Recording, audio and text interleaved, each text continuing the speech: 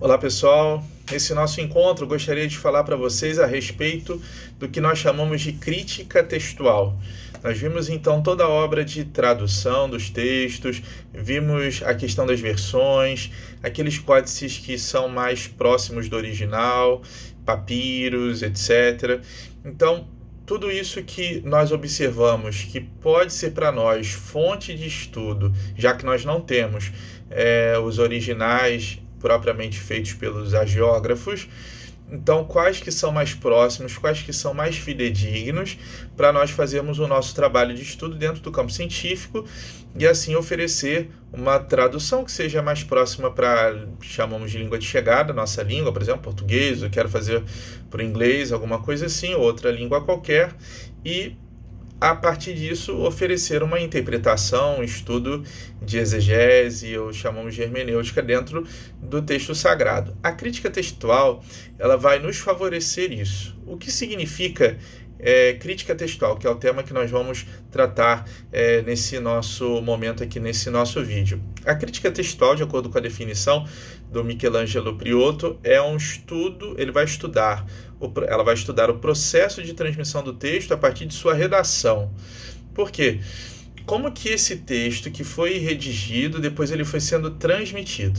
Existe um primeiro momento que nós chamamos de redação, ou seja, ali o hagiógrafo ele chegou e ele escreveu aquele texto propriamente inspirado, aquele texto sagrado. A partir disso, nós temos um outro momento que se chama transcrição, ou seja, o que um copista, uma pessoa, ela vai fazer para poder multiplicar, digamos assim, aquele texto, seja na própria língua em que ele foi escrito, como numa outra língua. Então, a transcrição pode acontecer dali uma tradução. Então, se o texto foi escrito em hebraico, a transcrição para o grego, ou para o latim, ou para o siríaco, e etc. E depois da transcrição acontece propriamente a recensão, que é o processo da correção do texto. Então, a pessoa que ela vai pegar ali já a transcrição vai pensar assim, bom, houve um erro gramatical aqui, eu vou corrigir. Será que se eu colocasse a palavra, acho que ia dar uma compreensão melhor ao texto? Essa frase aqui ela ficou mal colocada, acho que é melhor a gente inserir essa frase, porque vai dar uma fluência melhor àquele que vai acolher o texto. Então, essa obra é uma obra já de recensão. Temos a redação, transcrição e a recensão. A partir disso, nós observamos uma coisa que é interessante. O primeiro momento, o momento ali da autografia, ou seja, a pessoa que vai escrever e vai redigir o texto, é o autógrafo. A partir disso, é preciso nós nos valermos da confrontação dos manuscritos derivados, que aí nós já chamamos de apografia, os apógrafos. Então, a crítica textual ela vai procurar perceber isso, avaliar esses apógrafos, ou seja, esses textos que foram transcritos, para poder assim, perceber qual que é mais fidedigno de estudo, qual aquele que é mais próximo do original, para você então desenvolver o seu estudo da Sagrada Escritura. O que acontece? Que nós observamos com o tempo, esses textos eles vão sendo alterados. Vamos pensar no nosso outro vídeo. Nós percebemos que alguns escritos foram feitos em argila, outros foram feitos em pedra. Imagina o papiro que seja, imagina a conservação disso. Então, acontecem algumas alterações, e essas alterações é que nós vamos observar propriamente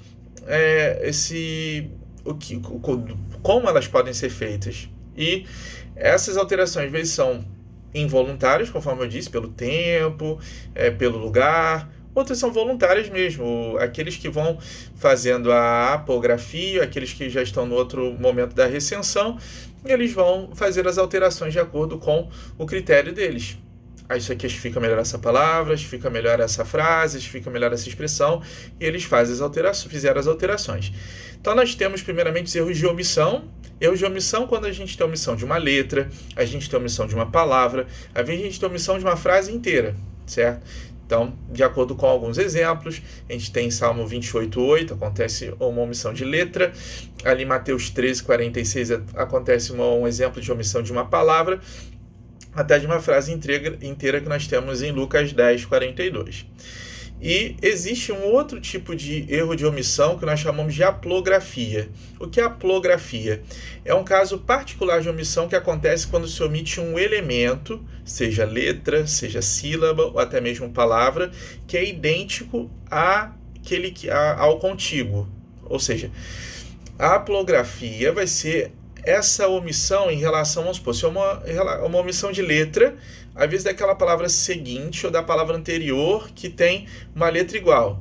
Ou se nós temos um erro de palavra, então uma omissão de palavra. Então é aquela palavra que ela é idêntica, ou seja, por grafia, pelas mesmas consoantes, em relação à posterior ou em relação à palavra antecedente. Nos lembramos especialmente em relação ao hebraico. Isso acontecia muito, porque como era escrita consonantal, então às vezes eram palavras idênticas, mas o que ia dizer para nós a diferença era de acordo com a leitura, porque a leitura ela era feita vocalizada, é claro. Então, às vezes acontecia essas repetições, ou melhor até, aqui no caso, omissões de palavras, porque a palavra que vinha depois, ela tinha a mesma grafia consonantal, ou a palavra anterior tinha a mesma grafia consonantal. O que ia dar a diferença seria a vocalização. Então, às vezes, isso vai acontecendo de acordo com as cópias que vão sendo elaboradas, ou até mesmo as traduções depois que vão sendo feitas. Ou nós temos também os chamados erros de acréscimo. Erro de acréscimo de letra, erro de acréscimo de palavra, erro de acréscimo também de própria frase, ou também nós temos a chamada ditografia, que a ditografia seria, então, quando você vai fazer a mesma palavra, ou a mesma frase, ou a mesma letra, a mesma sílaba, conforme ou a anterior ou a posterior, certo? Então vai ser uma duplicação de palavra, de sílaba ou de letra para ter uma maior compreensão. Daí, nós temos também o que chamamos de erro por confusão ou por inversão de letras ou de palavras semelhantes. Então, às vezes, acontecia que, conforme eu dizia, a mesma grafia como era a mesma grafia consonantal, às vezes eles vão trocar, na hora que vão vocalizar, por exemplo, o Massoreta, ele trocou a palavra. Então, exemplo, para a gente escrever Aram em hebraico, consonantalmente, é a mesma coisa que nós escreveríamos Edom.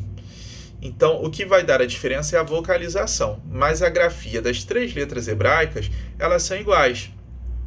Automaticamente, quando aconteceu a transcrição ou aconteceu depois a recensão, o copista, ou o Massoreta, quando foi vocalizar, ele acabou trocando enfim, acabou trocando propriamente a palavra. Ou às vezes acontece isso em grego, porque também tem exemplos disso no Novo Testamento, como aqui o livro cita, Marcos 19:65, porque são palavras iguais, só que elas, pela forma, às vezes, de escrever, elas trazem significado diferente, como nós temos isso em português também. São palavras iguais, mas elas têm significado diferente. A mesma coisa nós temos em grego ou em hebraico.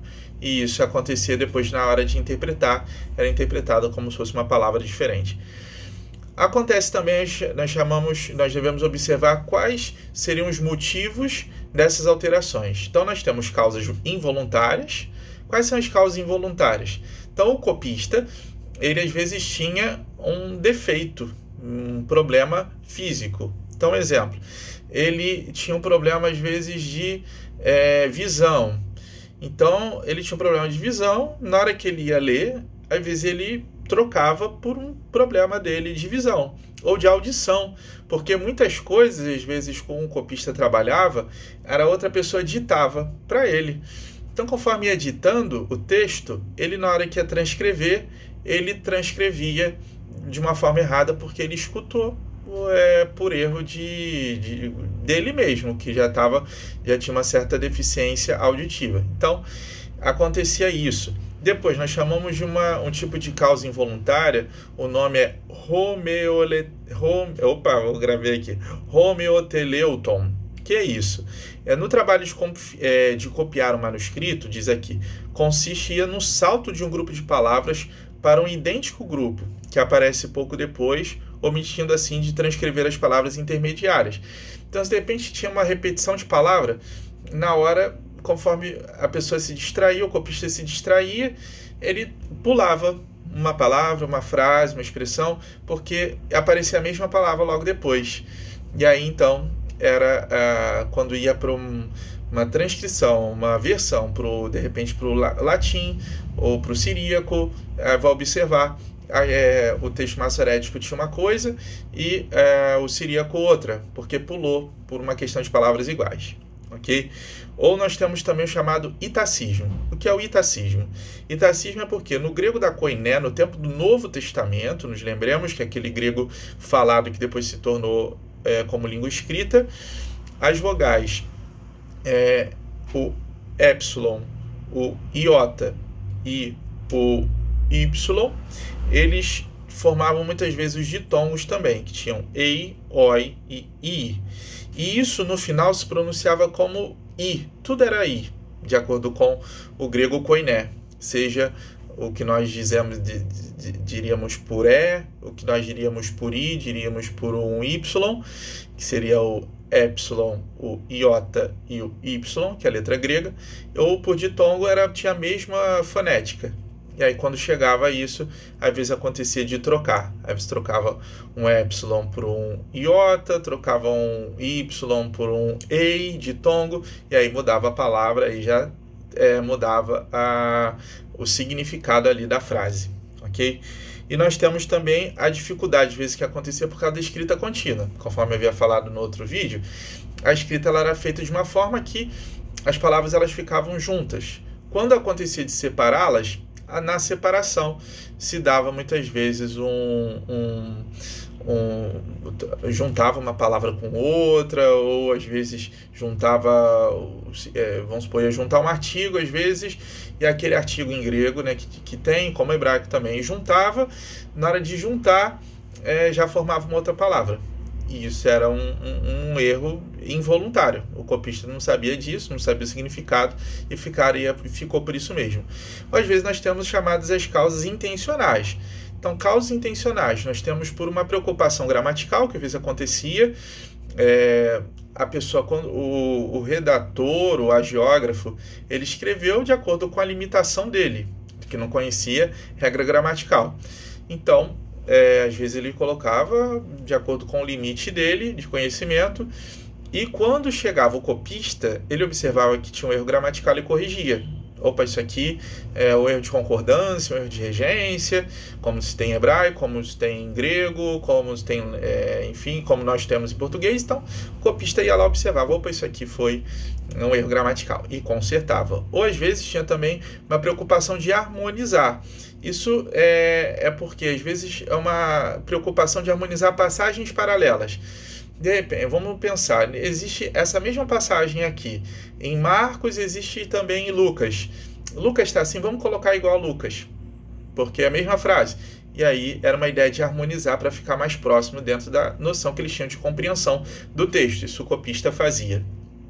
Ou, às vezes, tinha uma preocupação até mesmo teológica, porque dentro desse trabalho eu pensava assim, de repente essa palavra vai dar uma compreensão mais parecida com aquilo que se tem no outro livro, vai estar mais livre de um erro, digamos assim, teológico, de compreensão em relação a alguma coisa relativa a Deus, sei lá. E aí, então, acontecia que eram alterados alguma letra, alguma coisa assim, alguma expressão, para que não dificultasse a compreensão teológica das pessoas, dos leitores. A partir disso, então, se nós temos esses tipos de versão, nós temos esse tipo de texto, então nós observamos o que acontecia, que eram esses, às vezes, erro de acréscimo ou erro de tirar mesmo as coisas.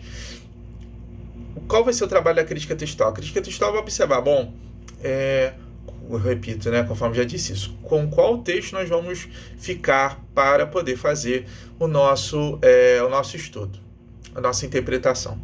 Então, a partir disso, a crítica textual ela tem alguns critérios para poder aplicar e dizer que nós temos uma base para poder optar para aquele texto. Ah, não, acho que o mais próximo realmente é o texto massorético por causa disso, disso, disso. Ah, não, o texto grego da versão de 70, tratando de Antigo Testamento, por causa disso, disso, disso. E assim as coisas elas vão acontecendo. Agora, existem mais dois momentos que são importantes. Chamamos de crítica externa e crítica interna. A crítica textual externa é aquela que vai observar os textos de acordo com essas versões. Então, nós temos aqui o texto massorético em mãos. O texto massorético, ele traz essa frase aqui, de Deuteronômio 6, versículo 10. Ok. Na nota de rodapé, as notas de rodapé que nós temos das Bíblias hoje em dia, então nós temos já a Bíblia de Jerusalém, Bíblia Ave Maria, existem as notas de rodapé que elas são explicativas, questão teológica, às vezes elas vão mostrar para nós o valor daquela palavra, fazer uma comparação com outro texto, essas notas explicativas que nós temos hoje, as notas de rodapé. Contudo, as Bíblias de estudo que nós temos, elas aparecem, elas trazem um aparato crítico. Nesse aparato crítico, aqueles que elaboraram, os estudiosos, exegetas, biblistas, enfim, que se dedicam ao campo da Sagrada Escritura, tinham as comissões chamadas e eles observavam isso. Então, o texto que está aqui, a gente tem uma Bíblia em mãos, é do texto massorético, de acordo com o código leningradense. Então, existe lá a nota de rodapé, que é o chamado de aparato crítico, para você fazer uma crítica textual. Então, traz lá, é o texto massorético, existe um sinalzinho lá dentro do texto da Sagrada Escritura. Esse sinal é como se fosse quase uma fórmula que você vai montar. Então, esse sinal aqui indica que, você vai ver lá no aparato crítico, na nota de rodapé, está lá. Aquele sinal que está naquela palavra indica que, na verdade, a versão do texto massorético ela vai diferir da versão da Vulgata, porque a Vulgata vai ter esse acréscimo aqui dessa letra, que vai concordar com a versão da 70, que vai concordar com a Peshitta. Então, mas nós temos o apoio que a versão, de repente, a outra versão, sei lá, Pentateuco Samaritano, se tratando de Deuteronômio. Então, o Pentateuco Samaritano, ele vai concordar com o texto massorético. Então, com qual que nós vamos optar? A crítica externa é isso, o que está nesse aparato crítico e que vai trazer essas comparações das diversas versões, certo? Ou no Novo Testamento, conforme nós vimos.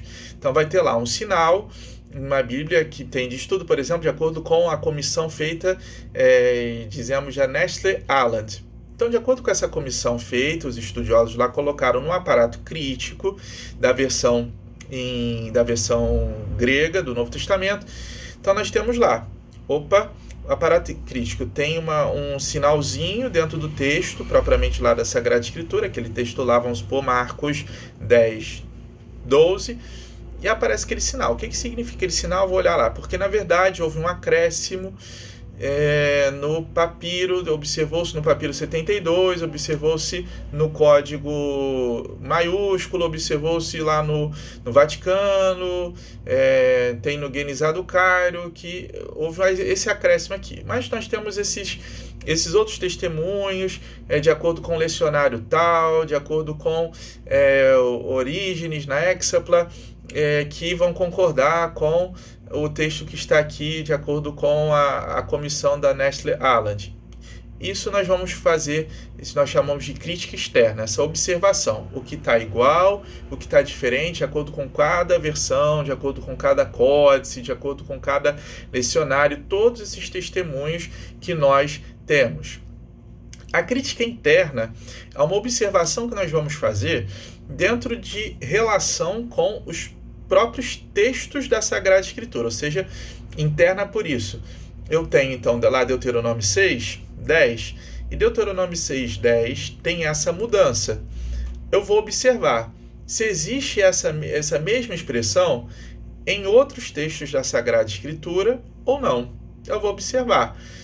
Então, isso, hoje em dia, nós temos, por exemplo, um programa do computador, que é uma maravilha, que se chama Bible Works. E aí você clica lá nessa palavra e ele vai te dar, por exemplo, aparece a mesma expressão em Êxodo, aparece a mesma expressão em Levítico, aparece a mesma expressão em 1 Reis, e vai lá as passagens certinhas, e você faz esse estudo comparativo. Eu posso me apoiar aqui porque em Êxodo traz a mesma coisa, porque em Levítico traz a mesma coisa, apesar de lá no texto de 1 Reis é igual, mas no outro de 1 Reis que talvez traz uma certa semelhança textual, mas quando vai falar sobre isso é diferente, enfim. Então a crítica interna é isso. Eu vou comparar com os próprios as outras passagens da Sagrada Escritura, dentro do próprio Deuteronômio ou dentro dos outros livros da Sagrada Escritura. Enquanto que a crítica externa, você tem a versão da Sagrada Escritura, que você está em mãos, lá, por exemplo, o Antigo Testamento, texto maçorético, que é hebraico, eu vou comparar com as outras versões disponíveis, ou o Novo Testamento com os outros códices, outros papiros, com os outros códices, ou com, enfim, lecionários, etc., conforme nós já havíamos estudado. Então, a crítica textual vai fazer esse trabalho. Agora, dentro especialmente da crítica interna, a crítica externa é isso. Eu vou observar onde está, onde não está, e qual que eu vou me apoiar mais. Mas para a gente, com qual texto, afinal de contas, eu vou ficar para estudar, que eu acho que seja mais próximo do original, nós temos então alguns critérios para isso. O primeiro critério é isso: deve-se considerar leitura genuína, ou seja, aquela que seja mais próxima do original, a que pode explicar a origem das outras leituras. Então, digamos assim, a que é mais primitiva é aquela que vai ser base para outras que se apoiaram. Então, nós temos aqui um exemplo de... vamos supor, primeiro que aparece aqui, 1 Timóteo 3,16. Então, aparece aqui o termo mysterion. Esse termo mysterion aqui, provavelmente, ele é encontrado em outras versões, mas já de uma forma mais explicada, certo? Uma forma mais elaborada. Então, o que é mais genuíno é aquilo que vai ser... aquilo que nós vamos ficar é aquilo que vai ser mais genuíno, aquilo que foi base para explicar as outras leituras. Então, nós vamos procurar um apoio nesse que é mais genuíno, e não naquilo que são mais explicados, porque provavelmente já foi alteração, já foi acréscimo, já foi alguma compreensão que se mudou, certo? A partir disso, nós vemos um outro argumento, que são argumentos semelhantes. O segundo nós vamos optar sempre por uma leitura que seja mais difícil. Por quê? A que é mais fácil é aquela que já foi alterada, provavelmente, aquela que já foi melhorada gramaticalmente, aquela que já foi melhorada em nível de compreensão para comparar com outros textos paralelos. Então, nós vamos ficar sempre com a chamada leitura mais difícil. Aquela que é mais truncada, provavelmente, é aquela que o agiógrafo fez, porque ele não tinha essa compreensão de gramatical, não tinha esse conhecimento das coisas, então o que a gente fica com aquela que seja mais difícil. Então, a versão que traz uma leitura mais difícil é aquela que vai ser sempre mais próxima do original, e aí a gente vai optar sempre a que tem a versão mais difícil. Depois, se fala também outro argumento, uma leitura breve, em geral, deve ser preferida uma leitura mais longa. Por quê? O escriba, o agiógrafo, ele sempre tinha a noção da escrita mais curta. Por que a escrita mais curta? Era mais fácil para ele, era mais prático, era mais barato. Então a tendência era sempre escrever mais brevemente. Aí já aqueles que vão fazer as transcrições, as recensões, eles vão tentar ampliar a frase, talvez, e ficar um pouco maior. Então, se a gente vai ver no aparato crítico, existe uma frase mais breve, e existe, de repente, outras versões com frases mais longas, nós vamos optar por aquela que traz a frase mais breve, ok? E um outro argumento para nós optarmos é esse, uma leitura diferente da passagem paralela deve ser preferida a uma leitura idêntica. Então, vamos lá. Quando nós temos assim 3, 4, 5 passagens paralelas. Então isso tem que ser mais de 2. Então nós temos lá 3, 4, 5 passagens paralelas. Então nós temos, de repente, vamos pensar assim, os sinóticos, temos Mateus, Marcos e Lucas. Então vamos comparar. De repente, então, Marcos é diferente, Mateus e Lucas são iguais. A mesma frase, igualzinha. Nós vamos ficar com qual? Qual é que é mais próxima do original? A de Marcos.